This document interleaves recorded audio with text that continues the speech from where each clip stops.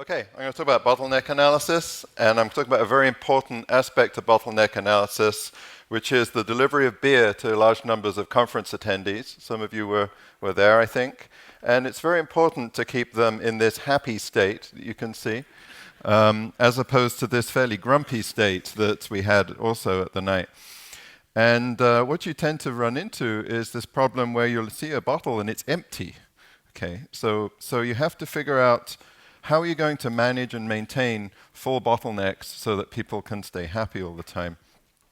So let's assume that we've deployed a Netflix-based cloud service, because we would do that kind of thing, to collect lots of data on how much beer people have consumed and how long it took them to get it. So we have this beer service that's monitoring things, and and we just have it at a URL, so we can I put some R code in here so people can figure out how to read files from R. And we plot the response time of how long it takes to get your beer. And it's sort of okay, but it looks like there's these big spikes. Every now and again we run out of beer.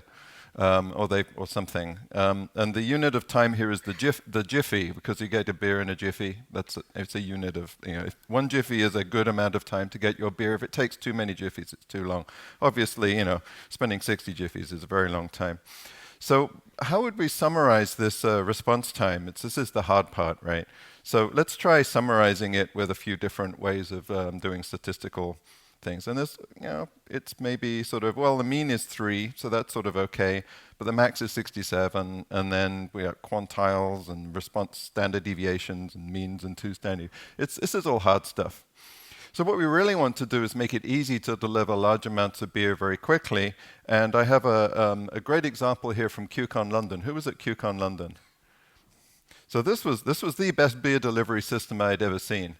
Basically, there was a room with maybe something like 500 or 1,000 people in it, and there were these waiters with trays of Grolsch just making forays. They were just appearing and dashing in, and when their tray was empty, they went back for more. And it filled this room with beer extremely efficiently. So that's made easy. So let's sort of do some modeling around what that actually looks like. There's some code I wrote in R once called CHP, which draws interesting graphs. And I tried fitting it on a slide, and it didn't fit. So you just have to go and find it. But if you create this artificial scenario where we actually, let's see how much, let's scan, let's try putting the throughput of more and more beer by sending these guys with trays, these guys, in faster and faster to see how much beer we can deliver to a crowd in one go. This is what the CHP plot looks like. So what I've got in the top right is a ramp of throughput. I'm just testing out all the possible throughputs I could have in terms of delivering beer into a crowd.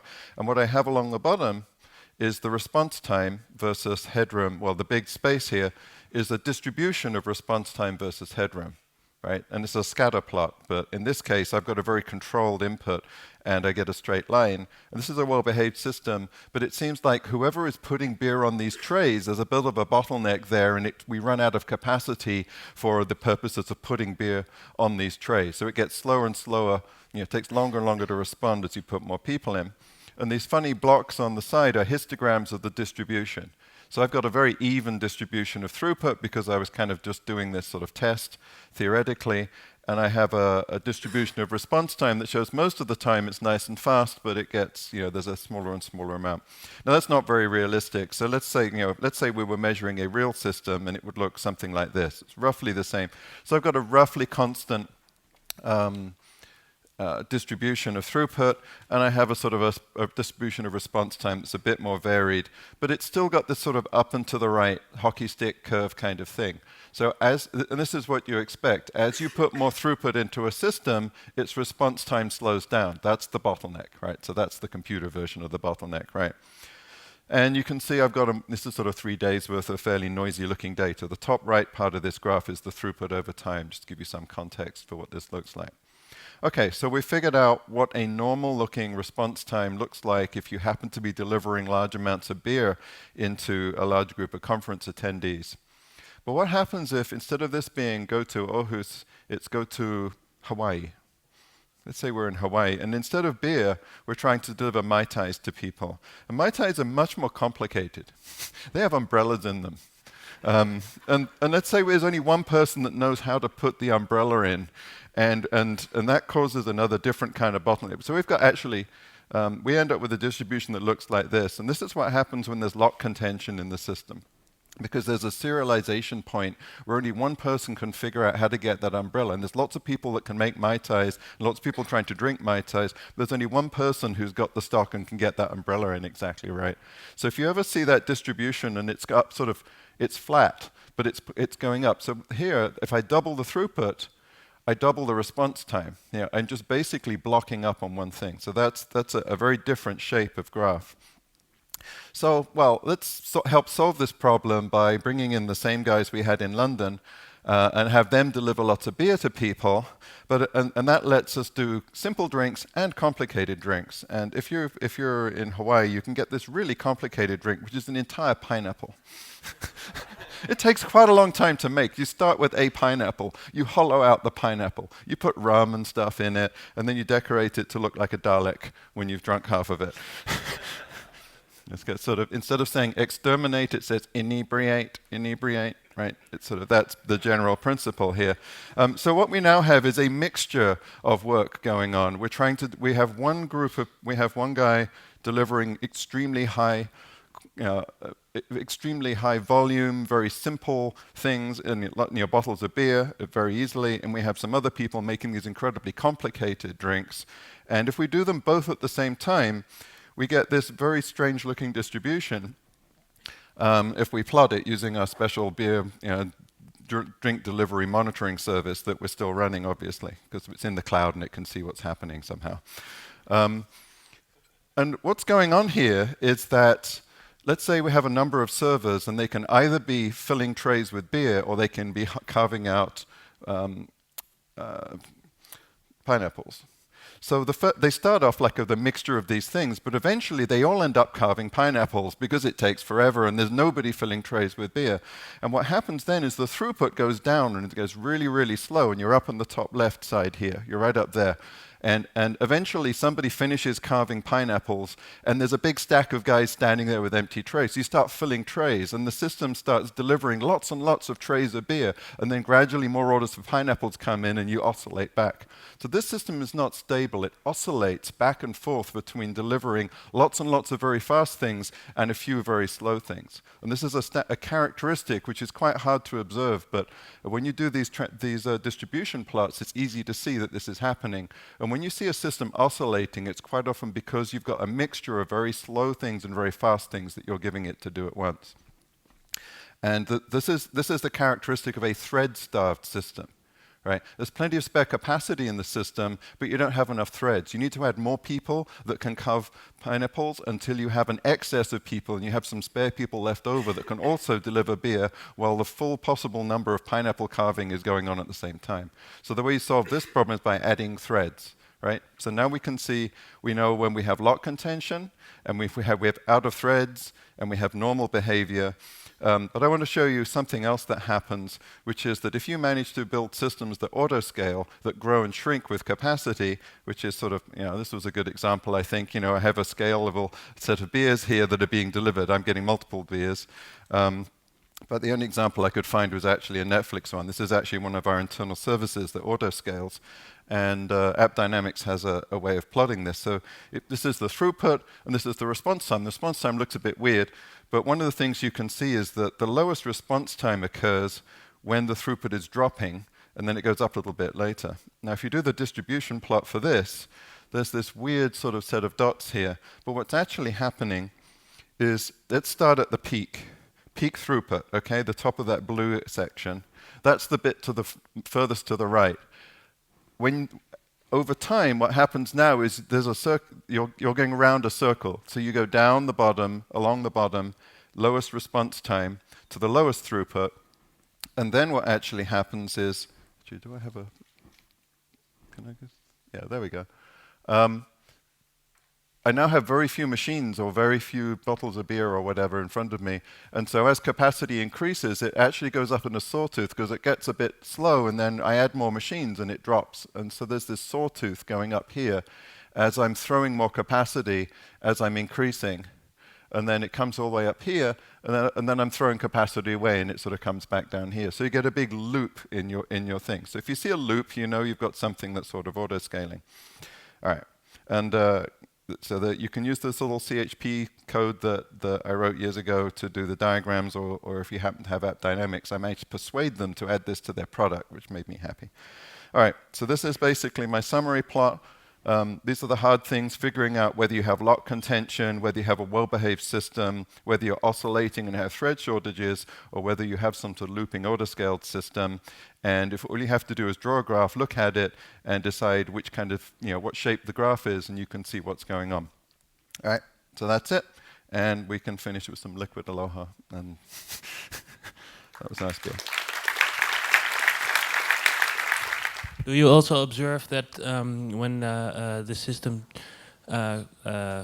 changes performance characteristic, then that the system itself is used in another way? So then your data also changes, because for you, of course, the users, for example, go away, and then you have auto-scaling because... Yeah, you can certainly move between these different things. You could have a system that starts off well-behaved, and you put, and all of a sudden, say maybe it's well-behaved in test, but when you go to production, there's more latency because real customers are further away, and all of a sudden you're out of threads, and system that starts off well-behaved starts becoming oscillating. So you sometimes see this. There's these graphs which show sort of throughput like this, except the high point. See, this is a beautifully smooth top, right? But if the top looks like Dilbert's head, it goes up and then it oscillates like this, and then it's got a nice smooth dip, right? You know Dilbert's haircut? It's kind of so spiky on top. That's oscillating, and then at low load, it's actually nice and smooth. And sometimes you see throughput graphs that do that. And that spikiness means that at peak you're out of threads, but at low utilization it's being well behaved. So you're actually moving between these two positions on the left. And when you average everything out, you can't see those oscillations. It's one of the problems. And it's odd to think that a system would have an oscillating behavior. It's not normally something you see. But it's very confusing, because the first time I saw this graph at the bottom, I couldn't figure out. It's not supposed to be that shape. It's supposed to go up and to the right. So, where are we? So this morning's reading comes from the Book of Geek in the Old Testament. In the beginning, the software was without form and void. The architect said, "Let there be light," and they separated the light from the darkness. And they called the light architecture, and they called the darkness hacking. And that was the first project.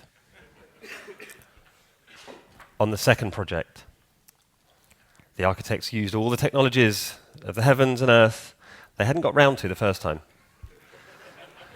The simple new was replaced by a factory, which was replaced by dependency injection, which was replaced by an IOC container, which was augmented by XML configuration, which was supplemented by annotations. But they were not done yet. The simple save was replaced by a data access object. Who remembers those? Who still uses them? Oh. Which was replaced by a unit of work pattern. Where's Martin? Which was replaced by a custom ORM. Which was replaced by Hibernate, which is called nhibernate by the Redmondites. Which was partly replaced by Abatis, because you didn't replace it everywhere, you just replaced it a bit. Now you've got two ORMs to worry about. Which was replaced by EJB3, which was not really replaced by Active Record. And still they toiled.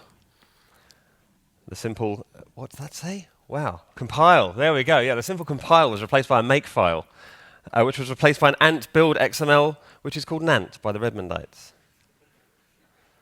Which was replaced by many build XML files, which was generated by an XSLT transform. I was on that project. There was a project that had an XSLT, an XSL transform, that would take input and generate 2 million lines of build XMLs across many. Oh, wow. Happy days. Which was replaced by Maven.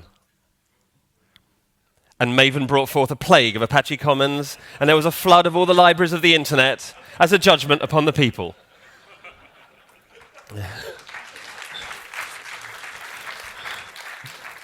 And that was the second project.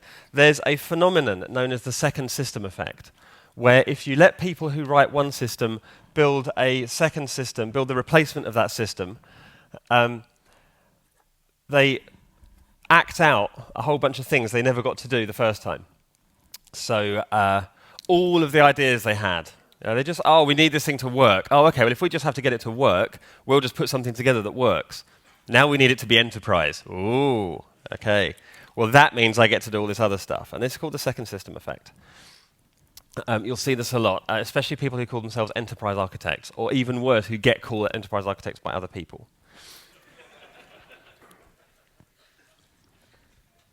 The architects were fruitful and multiplied. They decided to build an architecture that would reach to the heavens to show how clever and wise they were, and remote invocation would be its name. And it came to pass they were scattered to the four winds and began to speak in different tongues. Some spoke in Korba, which was called Decom by the Redmondites. The Sunites spoke the language of Jindi, of the Ejubites, which was XMLish and verbose. And there was a plague of standards to test the people. These are the generations of RPC. RPC begat RMI, which begat COM and object brokers. COM begat DCOM, which begat WCF. Object brokers begat web services. Web services married XML, and they begat SOAP and WSDL. SOAP begat the 1200 tribes of WS Death Star. WSDL begat code-generated stubs, and the people wrung their hands and wept. On the seventh day they rested.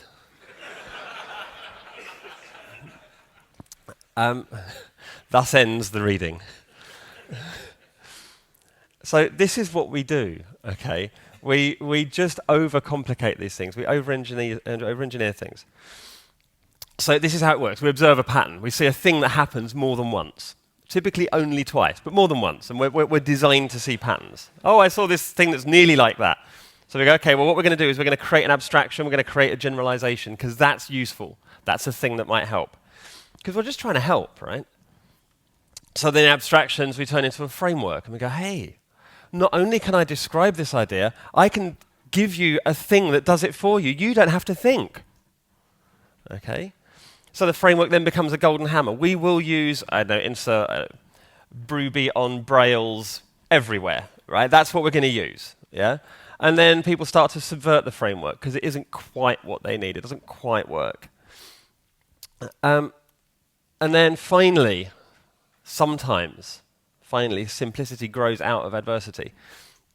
So Joe Warnes, my colleague over many years in various different guises, he's a rather astonishing programmer. He also makes up words. And one of the words he made up, or two of the words he made up, he talks about complifying and simplicating. So complifying is making something much harder than it needs to be. Okay? Simplicating is the opposite. Simplicating is seeing the simplicity, the inherent simplicity in something and pulling it out. Okay? I think there might be a core behavioral difference between OO programmers and functional programmers. Which side of that they sit. That's all I'm saying about that. So, what's this? What are you looking at? The clue's in the title. I put the title up there and you still aren't seeing it. You're looking at two 3/4 circles. What do you think you're looking at? You think you're looking at a grey square in the middle, don't you? This is how our brain's wired. Our brain is wired to make sense of incomplete data. Because what we get in life is incomplete data. So we're programmed to see structure. So what does this mean? Even when none exists. So we distort, delete, and generalize. This is one of the sort of core principles of behavioral psychology, and particularly neurolinguistic programming, NLP, is the idea that any information coming in, we distort it, we delete it, we generalize it. So distorting it is all of the different cognitive biases, like attribution bias, confirmation bias, all of those things. Deleting, in particular with confirmation bias, is when information comes in that doesn't agree with my model of the world, I literally, my unconscious doesn't even hear it.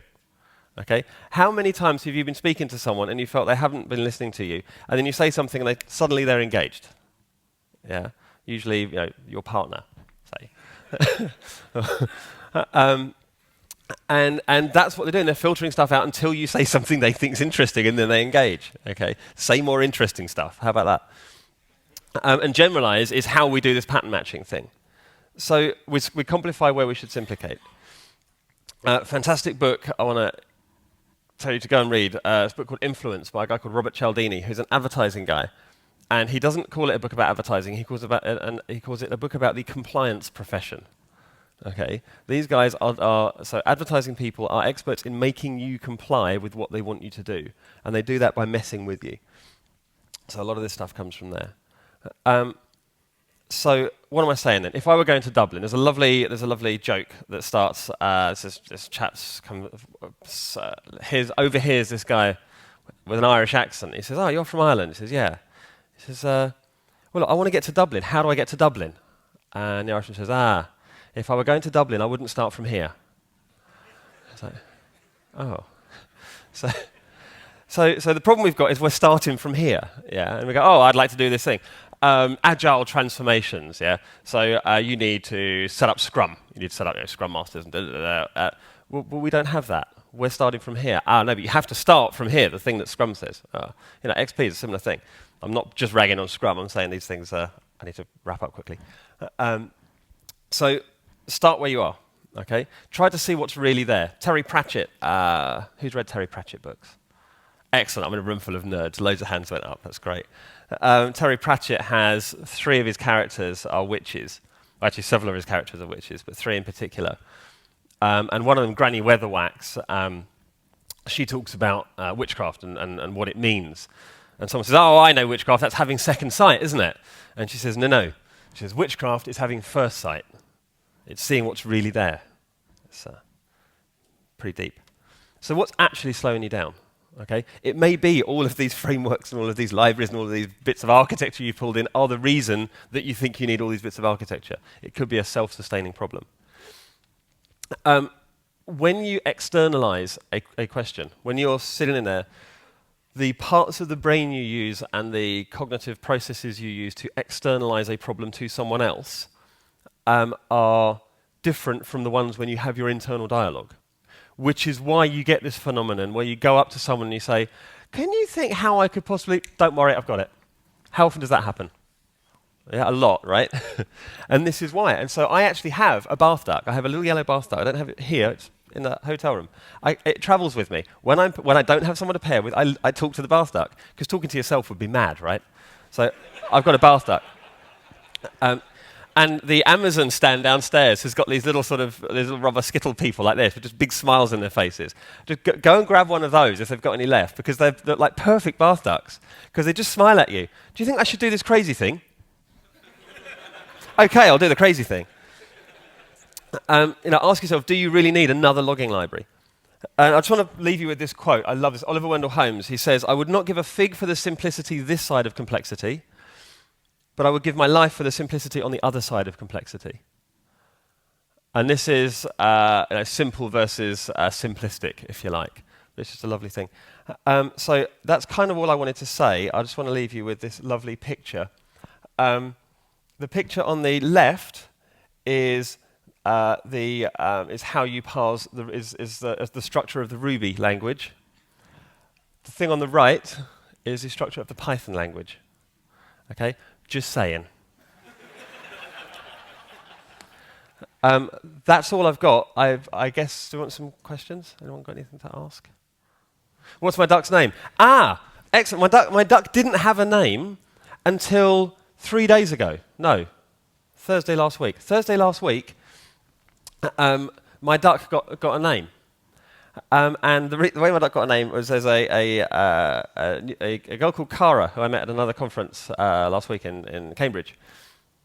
And she's one of the organizers. And we were having this conversation about, externalizing things. And one of the sessions there was about, using a duck and externalizing and how you pair and that kind of thing.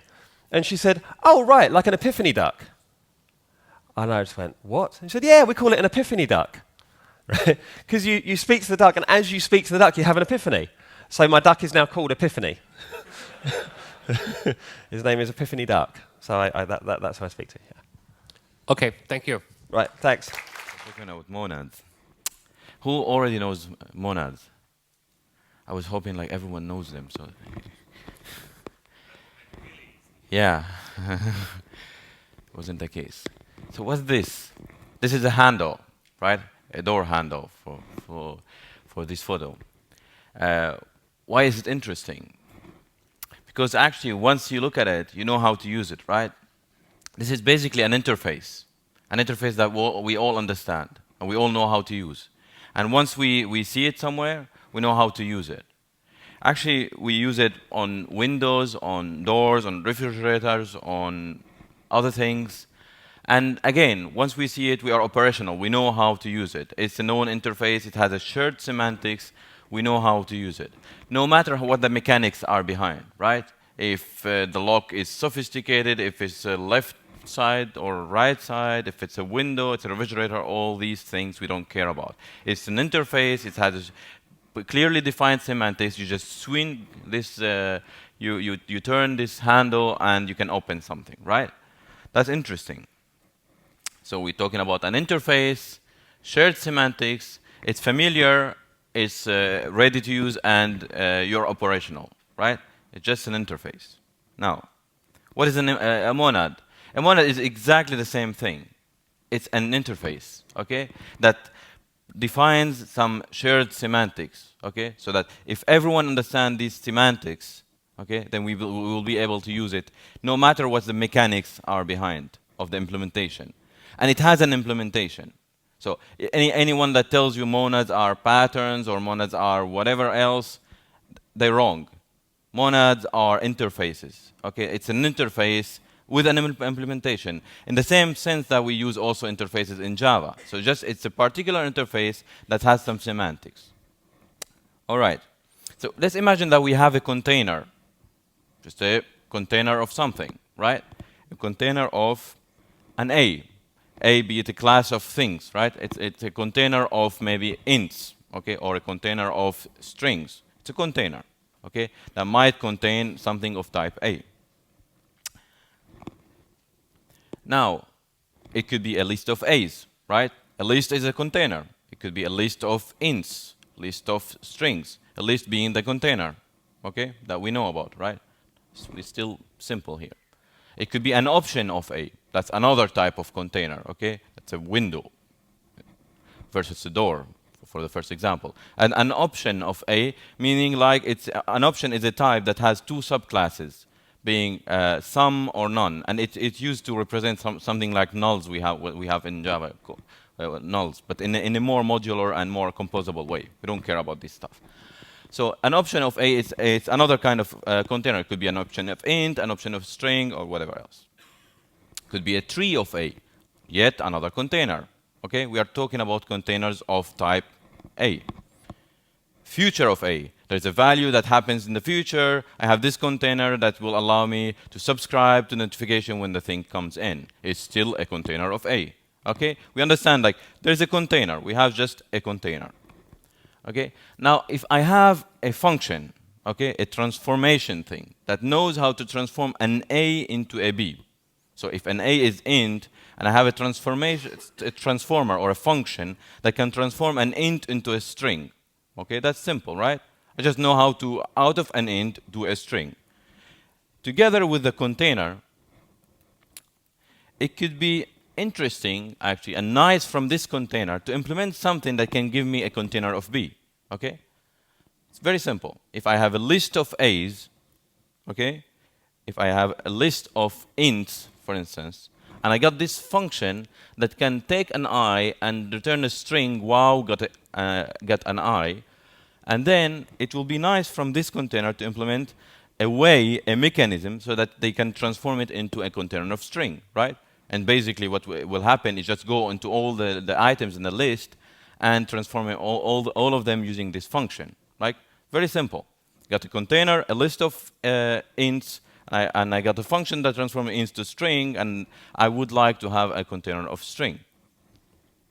No, and I don't want to care about the structure of the list. What is inside the list? How is it implemented? How do they go through the list. All of these things, I don't care. It's just an interface. I want to use it. And I know how to use it because I got this interface, if I have it, of course.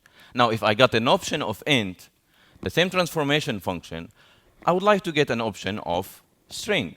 Same thing. It's a container of some type, okay? It's a function that transforms this type inside, and I get a container of the other type, right? Very, very simple semantics here.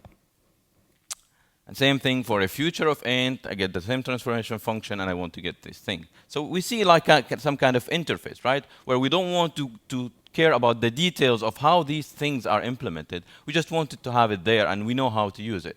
We don't care about the mechanics. How do they implement it? We don't really care, right? It's the container guy that will implement this interface for me, and I know, once I see it, I know how to use it, exactly like the handle.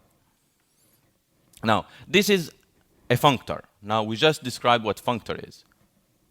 A functor is just this interface where you have a container of something, and you have a transformation function, and you can return a container of the other type. That's all what functor are. Well, that's not a monad, right? But we're almost there. So I would like to implement the functor interface. Now we talk about code, right? So this is exactly the same what you're seeing here. Nothing more complicated. We're saying a functor is an interface. Trait is an interface in Scala. It's like an interface. It can have some implementation, but that's what we don't care about here. And it has this container, okay? A generic container. We don't care about what's inside. It's like it could be an m of int, an m of string. We don't care. It's just a container. And that the map function, okay, will take a container of A and a function that transforms A to B and gives a container of B. Okay? That's exactly what we described just here, right? Just we wrote it in code, right? Now I would like to implement this interface, okay, for a list, for instance. Well, that's very simple. I would say, okay, a list functor extends the functor of list, and list being the container. And now I have to implement it by having a list of A, and A to B, and then a list to B, right? And I have to go through the list, whatever what's inside the mechanics inside the list, to transform all the elements using this function, right? Now we implemented the functor. We can implement this functor for option, for futures, for whatever else. Now, of course, I'm playing an API designer. As a developer, you don't even care about these things and how they are defined. You just use them. It's just an interface. It's map. And no matter where I see a map, I know exactly how can I use it. This is a functor. I say, oh, this is a functor. I know. It's a shared semantics. We understand the same things. Now, so that's what I was saying. So I just want to reason about the container in terms of what's inside it and not in terms of what is it. I don't want to care if it's an option or if it's a none. I don't want to test these cases. Here's a function. Just give me a container of the transformation, this transformation. Now, until we run into a problem. Now, of course, when we're working with these things, then I would like, actually, I give you a transformation function that doesn't return a B, but the same container of B. For instance, I got a list of A, I give you a list of ints, and I give you a function that takes an int and gives a list of something else, list of strings. Now we are kind of stuck because using the functor, it will produce exactly this. It will produce a list of things, right? The same signature, we're using the same functor, and we get this. And this is not very nice. It's not very nice because it's complicated as a type, like list of ints. What does it mean at all? I mean, list of ints. Isn't it a list of ints? So if we got an option of int, which means I maybe have an int. Well, it means I maybe have an int, right? Optionally I have an int, then I can kind of flatten these things, okay? And this is very interesting. Imagine I got an option of something, and I have an operation that actually returns another option. So using the functor, I'm stuck. I know I need something more powerful that can also flatten these things, okay? So in the case of list, it gets list of A. The same for options, gets an option of A because I got the option of A to option of B. It gives me option of B. That's using the earlier signature. We're not changing anything here, right? Now, how nice would it be if someone can implement for me something that also flattens when I need, right? not only uses the transformation, but when I have this signature where I, from A to container of B, flattens the container of B, the list of A. Because a list of A is a list of A, right? It's a list of ints. Then I can just flatten this list, and I have one list of all the ints contained on all these lists, right? That's very simple. Okay, and that's a monad. Now you know exactly what the monad is. So if we look at the interface, the implementation, and that's exactly the code that we were showing. Exactly. We didn't add anything here. We say like, a monad is an interface that takes any container, okay, that you can define the monad for any container. And I got these two operations. One comes from the functor, okay, so a monad is a functor. Now you know this. You can say, or you can tweet about it like, a monad is a functor. Wow, how cool is that? And so you have the map function, but you have also the flat map, which is more interesting in some cases where you need to flatten things. So I get flat map, and I got one container of A, and a function that takes an A and gives a container of B, and I get a container of B instead of getting container of B, right? That's very simple. You can even implement it yourself. Now, that code is the designer of an implementer of a monad. It's not the developer that has to see this code, right? It's someone that is designing that implementing a monad for his particular container, right? And that's interesting because from a developer side, all what I need to know is this is a monad. Oh, I can use flat map or map, and I can continue using this thing forever without any problem, right? I can completely transform things, compose things, and completely like use this without anything stopping me. Almost. Because imagine this handle, if you take this handle as an example, and if for instance, the manufacturer of this handle will tell you like, well, you can only turn it 3 times, and after the third time, you have to turn it the other way around, or it won't work, or you should not turn it 3 times, or whatever. So there are things that are not captured in the structure, right? The structure is not telling everything about the handle. There are some laws you need to obey to be able to have a good implementation of a handle, right? If some manufacturer gives you a handle that has some weird characteristics, you lost the shared semantics. Shared semantics is very important, and you don't want to lose it. And that's why there are some things that you can capture, you can implement in the structure in your implementation, and there are few things you need to verify to be able to be sure that everything will be working fine.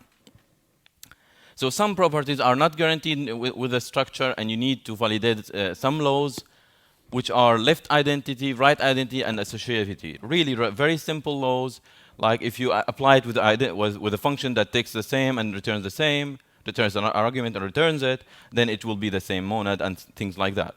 So very small laws that are not captured in the structure. If, as an implementer of a monad, as someone that has a container and wants to implement a monad, you satisfy these laws, you're guaranteed that you will have a functioning, well-functioning monad that will never break while the user is using it. You know, imagine you're chaining and some point you get some weird state where it tells you, no, I can't do that anymore. Something you get with jQuery, for instance. Sometimes when you start using the thing and suddenly it tells you, well, it's not an array anymore, and you have to rewrap it into a dollar so that it gets back to the jQuery and all of these things. You don't want to have these kind of weird things happening. You want like the thing to continue functioning. That's why you obey these laws. And that's it. Well, what about category theory? Well, category theory is there just for proving for you that this thing, it's kind of has the foundation that proves that this thing will continue to function if you obey the laws. And that's it. And you don't need to care about these things. You care about them if you're interested in the proof why this thing is functional and why is it interesting. But as a developer, you see a map, you see a flat map, you know it's a monad, you know how to deal with it. Be it whatever container it is. It could be option, it could be future, it could be tree, it could be I/O, it could be anything. You just have a shared semantics, an interface, and you know exactly how to deal with that. As an implementer, you have a little bit of work to do, is just to implement this interface, which we saw very, very simple, and you can implement it for your own mechanics of your own container, and to obey these 3 laws. And actually, that's it. So, open for questions now. So what I want, like, if you now, I guess a lot of people didn't know what monads are.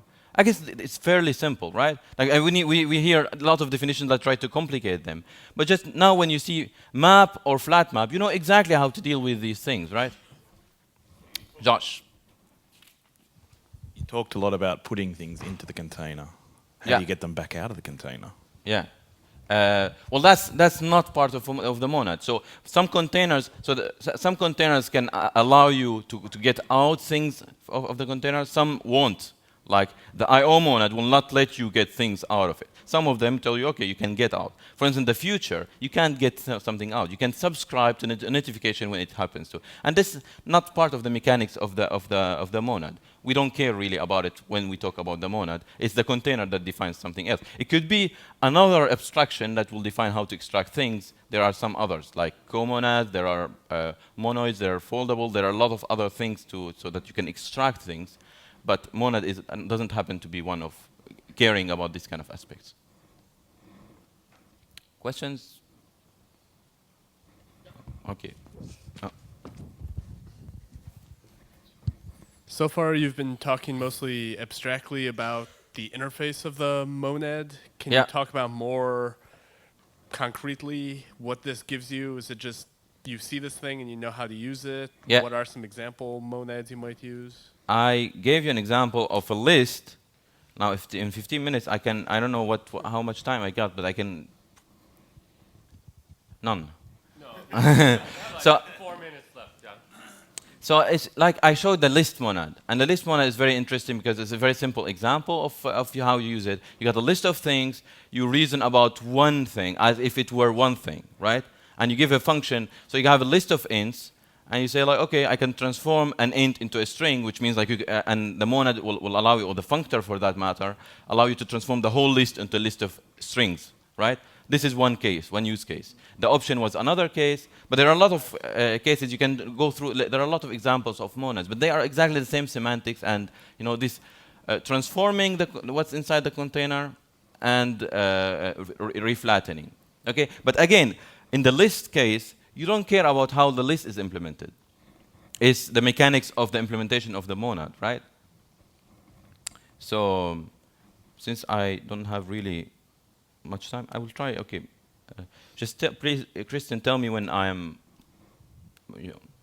If I don't have any more time, it's already the case, right? And I don't see my console, so it wouldn't make it here. Anyway. Okay, I see something now. Oh, won't build this fast. Come on, come on, come on. This is BT. Okay, so I want to go to console. No, let's not go and make it. It's going to download the internet. But anyway, I mean, you can just search, and there are a lot of examples of different kinds of monads. But you need to capture the main idea. It's shared semantics. So here I got something. If I say like, I have a list that got 1, 2, 3, and I say, and probably you don't see anything, right? Okay, let's try to zoom it. Dot map, and I'm taking an int and returning a string of got a plus I, and now I get, if it runs it sometime soon, yeah. So I get the list of got A, got 2, get 3, right? And okay, I have a space here, space here. Now I can return a list of things here. For each item, I'm returning a list, another in the same container of another type. So I got a list here of got an A and I don't know what. Wow. And here I have to. So if I use the functor here, what I will get is a list of lists. We see the type here. We see the type. It's a list of string. That's not very nice, right? I get a list of the first list and the second list and so on. If I use flat map, then it will go flatten it, and I will get something nicer, which is one list flattened of these lists. And I can apply it to options, I can apply it to anything, right? Of course, languages, since it's very, very interesting and like this shared semantics, very general, they provide even syntax for doing that, which is for comprehensions or whatever they tend to call them in different languages, C#, C Scala, whatever the other languages, Haskell. So, Thanks. Okay, thank you.